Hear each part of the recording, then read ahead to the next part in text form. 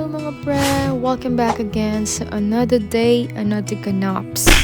Samahan niyo akong umattend ng high school reunion sa Pampanga sa Marias Resort, Palit. After 13 years. Wow! Nagkita-kita, nagsama-sama, at pinagsaluhan ang kwento ng bawat isa. Sa sobrang saya that time, hindi na ako nakapag-video ng iba pang mga kailangan kong video. Kasi sobrang saya talaga nun. As in, laugh trip lang. Congratulations nga pala kay Mau na palaging paldo sa bawat palaro at sa mga raffles, sa mga nanalo. Congratulations! Ito nga pala yung mga jokes and messages ng bawat isa sa amin. So, Kapampangan yan. Kayo nang bahalang mag-adjust at ayoko mag-swords.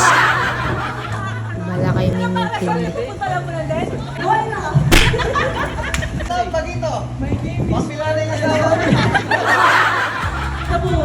Pasalamat ang Diyo po ng sponsor. Kaya ni. Nanay ni. Reunion.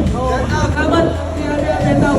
Kaya po, papagobra. Pwede po nawawang malipon. Bata, di po marang ka rin kalulog.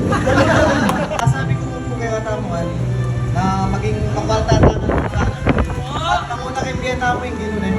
And di na nakatamang makapag-pwedeng Lord. O makapag-agay ka na.